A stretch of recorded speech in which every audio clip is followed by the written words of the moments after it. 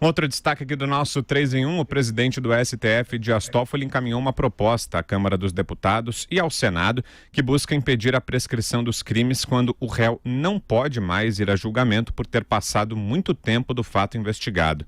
Segundo informações do jornal O Globo, Toffoli encaminhou aos presidentes do Senado, Davi Alcolumbre, e da Câmara, Rodrigo Maia, uma proposta de inclusão no artigo 116 do Código Penal de um trecho que impede a prescrição de crimes enquanto os recursos especiais ou extraordinários não forem a julgamento.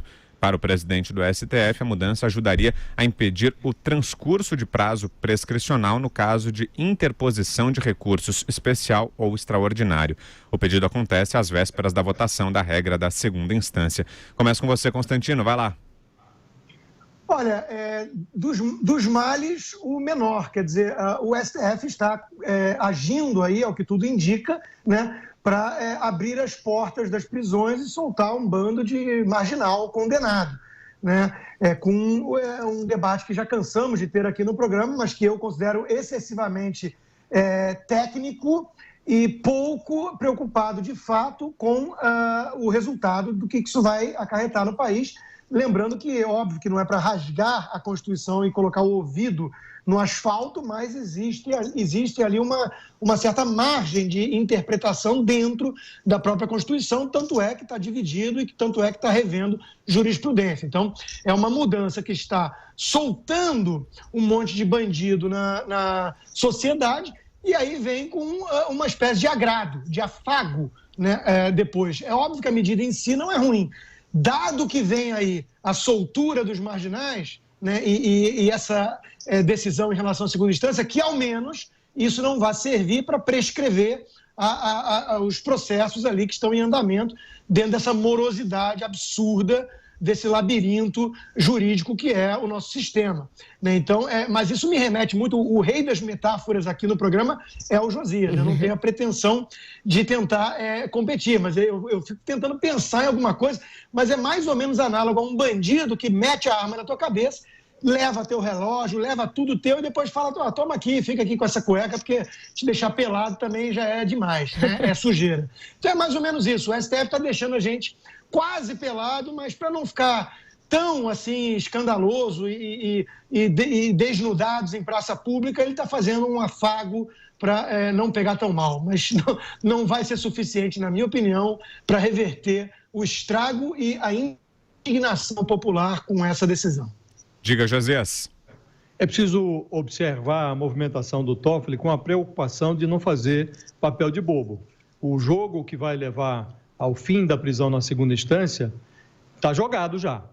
E o Toffoli foi escalado pelo destino para proferir o voto que vai consolidar esse gol contra histórico. Vai ser do Toffoli o voto do desempate. Vai chegar na mão dele com 5-5 e ele vai dar o voto de Minerva. E ele tenta atenuar a corrosão da sua própria imagem e da imagem também do tribunal, atraindo o Congresso para esse lance deplorável. Então, essa carta que ele envia para os presidentes da Câmara e do Senado, em que ele sugere modificação no Código Penal para impedir a prescrição dos crimes, isso é preciso considerar que, em 2011, o então presidente do Supremo, César Peluso, fez um projeto muito mais ambicioso do que esse. Ele propunha, no preto no branco ali, no papel, ele propunha incluir formalmente na Constituição a regra da prisão em segunda instância. Houve certo entusiasmo na época, um senador chegou a encampar essa proposta do Peluso e deu em nada. Ela tramitou, chegou a tramitar, mas não deu em nada. Essa correspondência do Toffoli carrega ali nas entrelinhas duas revelações que para mim são muito incômodas. Numa das revelações, o Toffoli admite que a mudança da regra sobre a prisão vai restaurar aquele cenário que leva à prescrição dos crimes e, em consequência, leva à impunidade. E a outra revelação incômoda, aí, a meu ver, mais inquietante do que a primeira, é que o presidente da Suprema Corte Brasileira sinaliza que acredita em fantasia. É como se, depois dos 50 anos, o Toffoli alardeasse a sua crença no Papai Noel. Tudo bem, porque acreditar que um Congresso apinhado de culpados, cúmplices, vai ser capaz de fechar a saída de emergência da prescrição, o sujeito que acredita nisso pode acreditar em qualquer alucinação. O Toffoli deveria, inclusive, mandar a carta dele, uma cópia, pelo menos, para o bom velhinho, porque Rodrigo Maia, acho que não vão conseguir atender ao pedido dele. E para azar do Toffoli, o brasileiro vai se tornando um sujeito muito cético.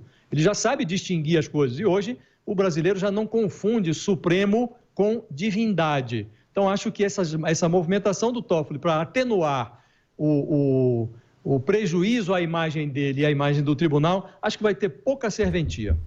Fala, Vera. Os dois já falaram, né? O que o Toffoli está fazendo é o que na linguagem do mercado a gente diz que é fazer um hedge, né? Você sabe que vai ter uma posição ali, mas você fica com um pé numa outra canoa para evitar um desgaste, para evitar um dano. Então ele está fazendo um hedge porque ele sabe que vai sobrar para ele seu voto de Minerva a favor da volta do cumprimento da pena só depois do trânsito final em julgado. Então ele está dando essa declaração para dizer que o Supremo também está preocupado com a impunidade, que também está envidando esforços para evitar que ela volte a reinar e que fará de tudo e que está atento a isso. Mas é como o Josias disse, entre as intenções e a realização disso, vai aí uma outra novela, vai um tempão. Muita gente vai dizer que se está cerceando o amplo direito de defesa, porque a prescrição faz parte do sistema penal brasileiro. E aí vai começar uma outra teoria que logo vai jogar esse debate para as calendas gregas. E o fato é que, num primeiro momento, depois de o Supremo rever a sua jurisprudência, muitos crimes vão sim prescrever. E ele já está se antecipando a um problema que eles devem ter mapeado e que eles devem ter percebido e que certamente ajudará depois a formar um escrutínio negativo a respeito disso que o Supremo está prestes a fazer, que é retroceder para uma situação em que os crimes nunca são punidos e as pessoas nunca cumprem as suas penas. Ele tentou lá atrás propor um outro voto, uma saída salomônica, em que valesse a partir do recurso especial ao STJ, e agora ele está querendo congelar o tempo para que esses recursos não sejam protelatórios, para que eles não tenham o poder e o condão de fazer com que os crimes prescrevam. Parece ilusório, parece realmente que ele joga para arrefecer o clima na sociedade contrário ao Supremo, mas não acho que isso vá surtir muito efeito.